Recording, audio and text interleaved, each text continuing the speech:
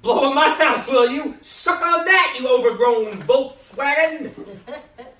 Volkswagen. Hello, Internet! Hello! It's Greg and Jen, your friendly neighborhood StageCrafts. Yes. Tonight, we are doing something exciting. It's the first day of school for our fringe show, Tattered Capes, which Greg wrote. Yay! Yay! So this show has been in development for a long time. It started at Theater Unleashed as something called Playtime, right? Yeah, it was in Playtime, which challenged 6 of our resident playwrights to write a new play a week. And it was just a 10-minute play that I kind of came up with and wrote out in an afternoon, and it went over pretty well. It was just called Happy Anniversary back then, and it was fun and it was cute. And then a couple of years later, I had the opportunity to submit it to the inaugural Short and Sweet Festival here in Hollywood.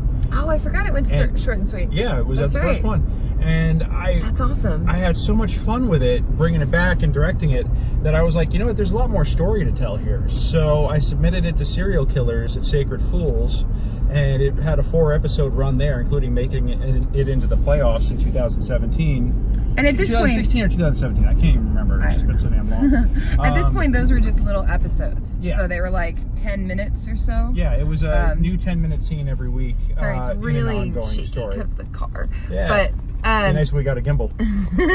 Hashtag just saying. you want some more gear. Yeah, you want more gear. So, yeah, so back then there was just like little 10-minute snippets, and now it is a full-length play. It's about 70 minutes, which I thought it was going to be longer than that. I read it read at 75 the other night, so Yeah. that was good. The sort of elevator pitch that we're giving is that it is a really relatable love story about best of intentions and broken marriages, but takes place in a Marvel-like universe. So there's going to be some incredible spectacle in this show with like people flying and things levitating and magnetism throwing things across the room, and Assassins and ninjas and zombies. Oh my! But at the heart of it is a like super relatable love story. So it's gonna be awesome. I'm super excited, and I think it's fringy, but I think it's epic fringy, which those two words don't go together a whole lot. So I'm excited. Yeah, good. Yeah. So tonight's first read. This is why, Jen. You know, as AD, why did we pick this for Fringe this year? Like, what's the significance of it for coming to Fringe? Well, we always want to pick something for Fringe that is a little outside the norm of our main stage, except for Die Hard, I guess. Well, Die Hard's not main stage. No, it's holidays. But we always want to pick something that not only shows off some original work that was developed within TU or within like something that's not published, I guess. Yeah. It doesn't have to be developed at TU, but we always like original works that are unpublished. And if they're developed within the company, that's an extra bonus. So we get that. And last year we won one of the top awards for Die Hard Christmas. And we just wanted to bring something that's going to be epic. Something memorable. Yeah. So, and I think something with effects and flying and craziness is the way to go. But then I always really like stuff that is also a really good, relatable story. I want people to walk in and think they're seeing some like super crazy, fun superhero show and walk out going, wow, I totally relate to that, and I'm kind of sad, but like in a good way. Theater's weird, you guys. So this is Anne Hurd. Hi. Hello. She plays Lady Voodoo in Tattered Capes. Did you get a chance to read the script? I only sent it out like 2 days ago. Yes. What'd you think? I thought it was awesome. Yeah. I'm super excited about it. Well, and actually, in the past iterations of it, I had said like Lady Voodoo needs more, and Yeah. so yeah, you got some good stuff now. Yeah, how would you describe her? I know how I'd describe her, but Well, when I first read the audition sides for it, I thought she was very militaristic, but then after reading the entire play, I thought she really cares about the world. yeah. And her relationship with her brethren, I guess. Oh yeah. And she's kind of like well, I kind of thought of her as more of a den mother, just trying to make sure that everyone stays safe, and I don't know. And she's also like, well, I think of her as like the Doctor Strange Yeah. in terms of her powers, Yeah. which is cool. Doctor Strange is played by Stevie Nicks, you know, Yeah. As played by Anne. as played by Anne. It was not Stevie Nicks, but You know. Hi guys, welcome to Tattered Capes. It's a pleasure having everybody here. I'm so glad to be working with every single one of you. And I like to start these things, well, by introducing myself, because at some point you're going to need to use my name. That's helpful. But what I'd like to do is I'd like to go around and we can all introduce ourselves. So, I'm Corey. I'm the director. Hello guys, I'm Jess. Hi, Jess. I'm Hey, one of Jess. your shadow magic makers. I'm Travis. I'm playing Kevin, aka Impulse. I'm Heather. I'm a shadow. That's I me. am Rachel. I'm playing the owl, the shadow, and I like to climb rocks. I'm Chris. I'm playing the role of Jonathan. Hey, I'm Tanner. I'm Maximus. Hello, my name is Soda, and I'm going to be making you guys look good and move around and fly and roll and punch and all the good stuff. I'm Joanna. Are you playing Stephanie? Yes, I'm playing Stephanie.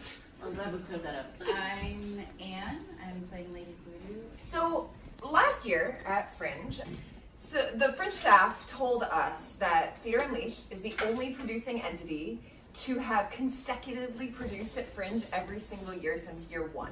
And this is year 10. Wow. So now we have to produce forever because we can never break that streak. But so yeah, so we love Fringe and it's our favorite time of year. We're generally nominated for the top awards. Last year we won one of the top awards. Finally, we were the Susan Lucci. Generally, a Theater Unleashed show sells really well, gets attention, whatnot. Hello!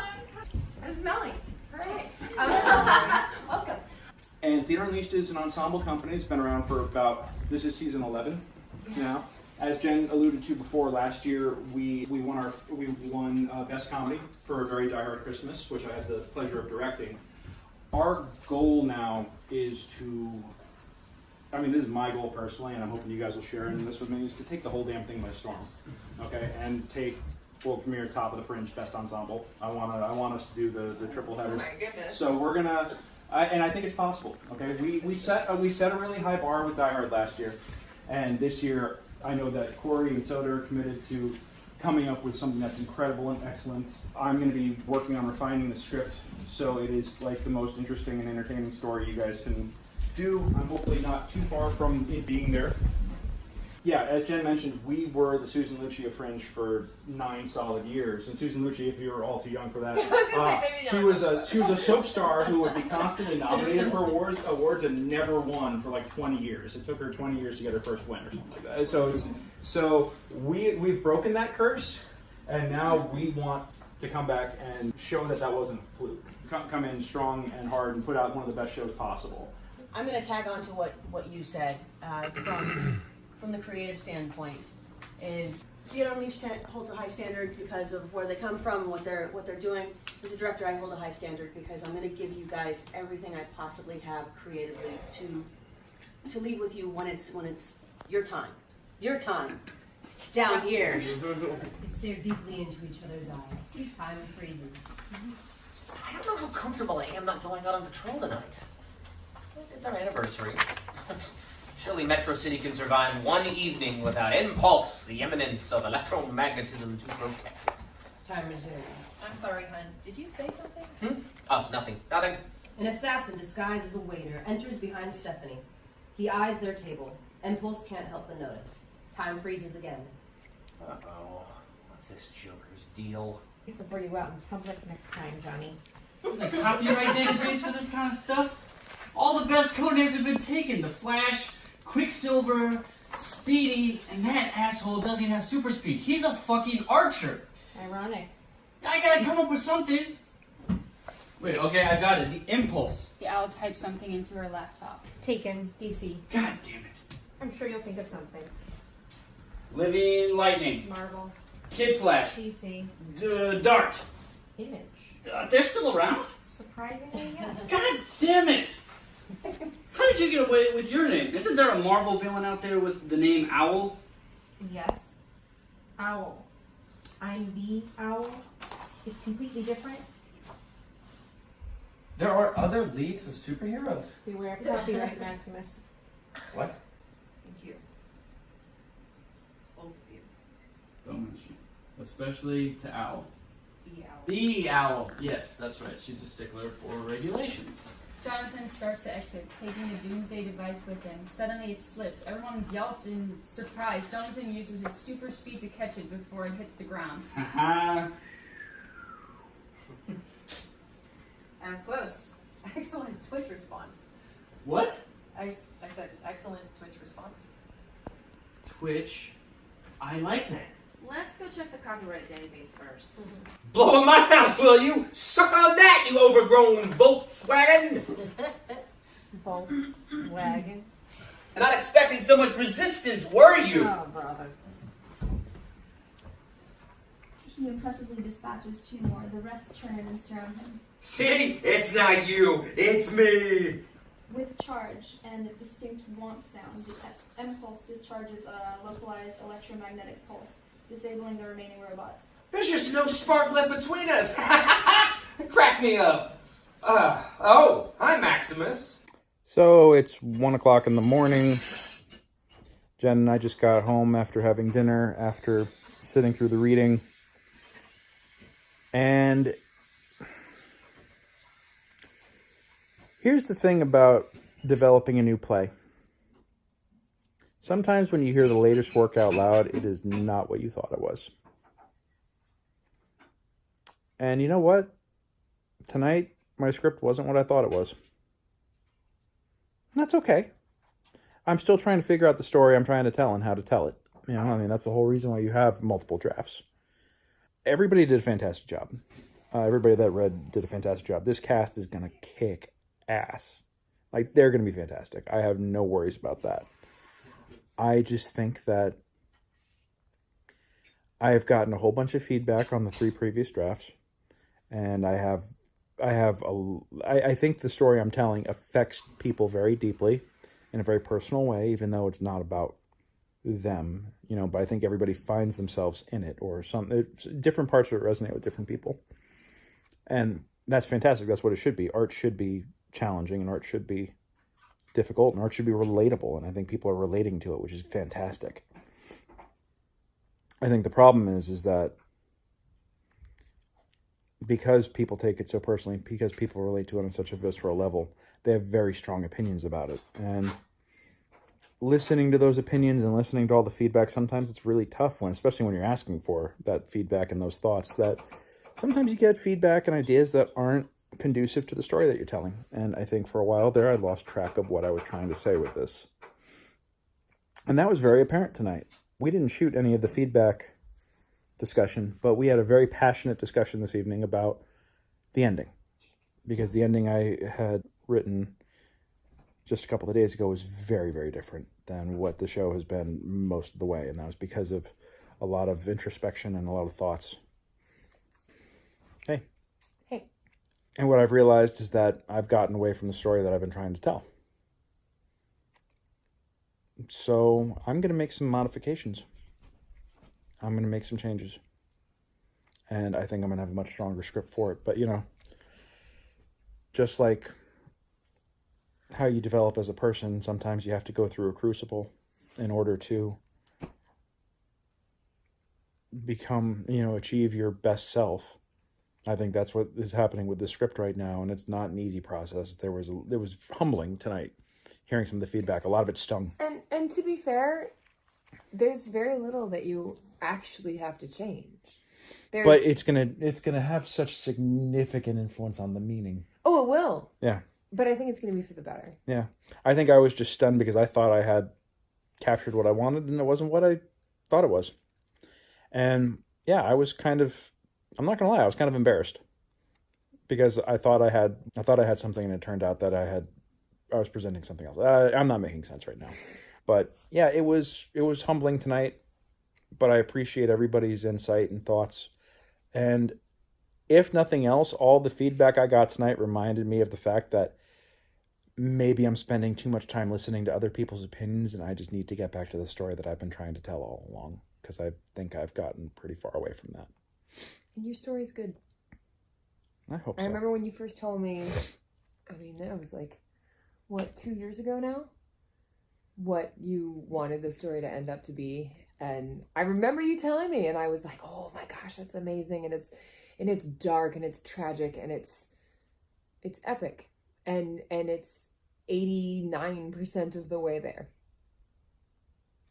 Yep. It really is. It's not like you're starting the script again. No.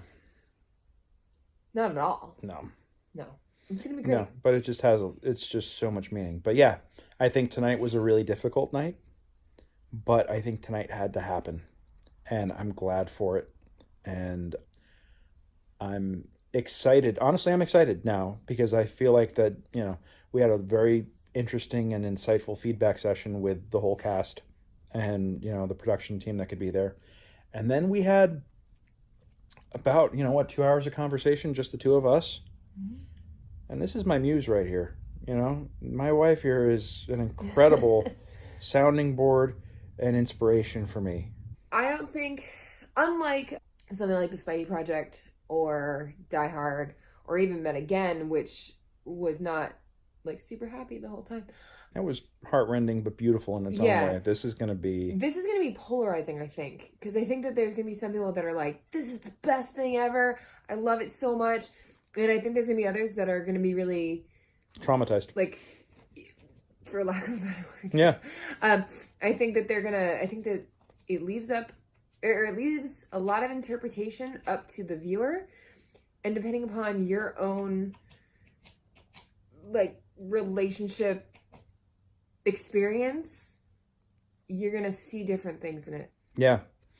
And that's what it should be. Yeah. And I think that what had happened is that you were taking so much feedback from a whole bunch of different people who've all had different experiences and trying to like fit it into this mold of a ton of different experiences and make it fit those molds. And it's never going to do that because everyone has different ideas and different interpretations and different histories. And that's I think what I where forgot. people's ideas are coming from. And I think the one thing I forgot here was that sometimes as a writer, the voice you have to trust most is your own. And mine. And now you know what we do when we're dark. We do need a gimbal. Yeah, I'm telling you. Oh, God, I'm going to get motion sick watching this.